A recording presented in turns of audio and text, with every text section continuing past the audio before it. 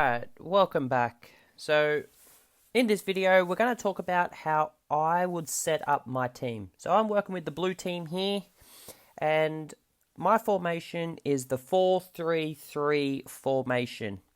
Alright, so the black team is just set up as a 4-4-2, and I'm going to show you why I set my team up and some player roles and tasks that I give my team that will affect my playing style, and it will give a clear picture to my team what I want them to do and how I want them to play.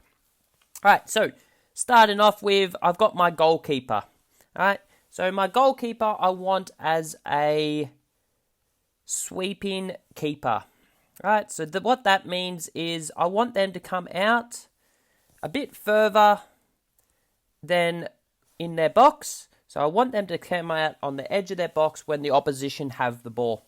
So the idea of this is to nullify the long ball over where they can get that ball and play that ball before the attackers run onto it.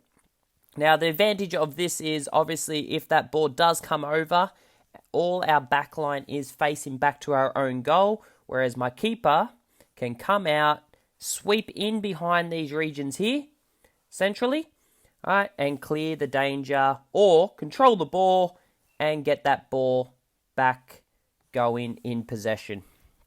Now, that keeper has to have great anticipation, right, and some good control ball skills, obviously, to deal with pressure coming in from strikers. Now, with the instruction of obviously, if we can we get that ball down and play? If we can't, can we look to clear the ball in wide areas? Now, the sweeper keeper obviously can be caught out if they come out too wide. Alright, so you try to give your instruction of sweeping in this area, the two central corridors. Alright, so that's my sweeper keeper. Now, my next two positions I'm going to talk about is my two centre-backs. Alright, so one of my centre-backs is going to be a ball-playing centre-back. Alright, which means I really want this player on the ball. I really want this player to really get on that ball and link the defence to the midfield. Alright, so good passing, good vision, good positioning off the ball. Alright, to allow them to really get into the game and get touches on the ball to get that ball moving. Obviously, they got their defensive work as well, but I really want them on the ball in the defensive half to create chances going forward and also to help out my midfield in overloading their midfield. Alright, my next centre-back I'm going to have as a bit more defensive player and as a stopper. Alright, so the idea of the stopper is to mark up their strongest striker. Alright, and to really stop them getting on the ball and getting chances off. Alright, so my number 3 is my stopper, and I really want them to be more defensive. When we do have the ball, I want them just to play simple, look for my ball-playing centre-back or into my midfield. Alright, but their main workload will be done in defence when we don't have the ball. Alright, my next two players I'm going to talk about are my 2 and my 5. Now, I really want them to be playing as wing-backs, which means I really want them pressing high up the field, alright, to really take out their 7 and 11. Alright, so if they don't follow, we're free, and now we've overloaded their backline. Alright, and also to really spread and stay high and wide to split and spread their midfield. Alright, to create gaps in the middle. Now we'll talk about what will happen if they're caught high and wide in the next position, but their idea is to really work up and down the line and provide crosses from deep, or if they can, drive down towards the byline to create chances on either side. Alright, so they're my wing backs, up and down the field. Obviously, when we lose the ball, I want them coming back inside. And obviously, they've got their defensive work to do as well. Can we always be goal side when the opposition have the ball of our opposite number? Alright, so inside. Alright, so my next position I'm going to talk about is my central midfielders. Now, I've got a number 6 who is in between the defensive and midfield line. So my number 6 is going to be playing as a half-back. Exactly as the name suggests, they are half-back in the back line. All right, a little bit in front, so sweeping in behind the midfield. All right, so sweeping in behind here, so no player can get in between the lines.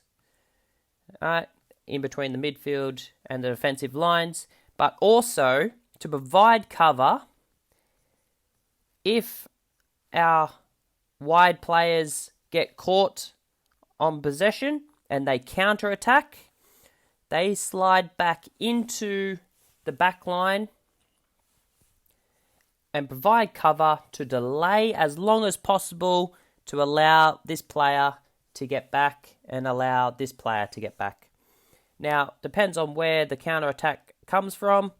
If the counter-attack comes from here and we're caught high and wide, and it goes into here, obviously I want my 6 to cover in between lines and delay as long as possible to allow them to come back in. Alright, so the number 6 role obviously is a lot more defensive, but we want them to really do all their work when we don't have the ball. Alright, so again, they're a half-back. They need to slide into that defensive line to cover our 5 and our 2 if we get caught high, and our formation changes to a 3-4-3. Alright, so my other 2 central midfielders. Alright, let's talk about our number 8 first.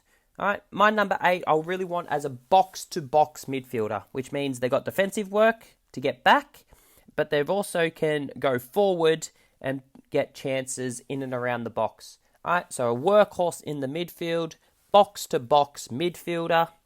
Alright, really all over the park in central areas, working up and down, really stopping their midfield, getting on the ball, helping out a defensive line, but also helping out in attack.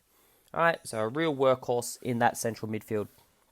Alright, my number 10 is I want to be a playmaker. Alright, so the traditional number 10 role is a playmaker. Alright, I really want them to get on the ball and really fashion out chances. Alright, get on the ball, provide little link-up plays, get 1-2s happening, but get on that ball and give them a bit more freedom to get forward and really link up and create chances. Alright, so a bit of an X-factor player, get on that ball, makes things happen, really link up with the front line. Now, in defense, I don't expect them to get all the way back because I want them as a main outlet going forward. Alright, so yes, they do have some defensive work, alright, but I really want them, when we don't have the ball, to be looking at getting into half spaces for when we can win that ball back. Alright, to really get in these half spaces here. Alright, we've won the ball.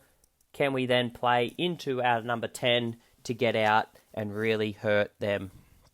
Alright, so next 2 positions is our 7 and 11. Now, they're my left and right forwards, but as you can see, they're not out here. I want them to play as inside forwards. Alright, so the idea of having an inside forward will hopefully create a lot of space for my number 2, my wing back, and my number 5 to really get forward and bomb on.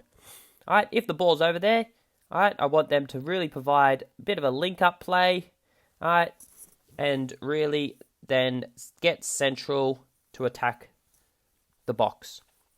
So I want my 2 and my 5 as my main crosses, my 11 and 7 as basically a second and third striker inside to help out my number 9 and also to attack the box from central areas.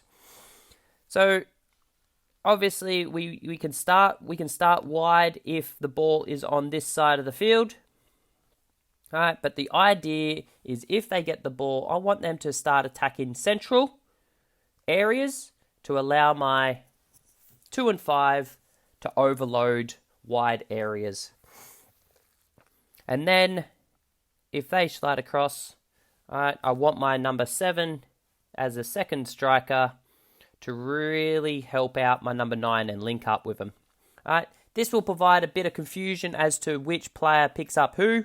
All right, with the 5 and the 4. All right, and my 10 now starts getting free. All right, and we can provide little link-up play, little combinations to really overload their attack, their defense, and provide options in attack. All right, and the last position is my number 9.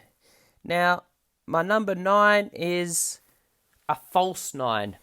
All right, what that means is I don't want them traditionally playing up the high on the last player like normal number 9s. I want them dropping into spaces, into these half spaces in here, into here, and really helping out my midfield. Again, I want to overload this area. All right, 4v2 at the moment. Now, if we can drag a defender in, all right, we've still got a 4v3. All right, and now we've got gaps for my inside forward to exploit in behind and central areas. All right, all by this player making those movements in. If they don't follow, we can play and we can link up. All right, if they do get dragged, all right, or get dragged, we provide opportunities for my inside forwards. All right, so that is how I set my team up with those instructions. So the idea of giving them roles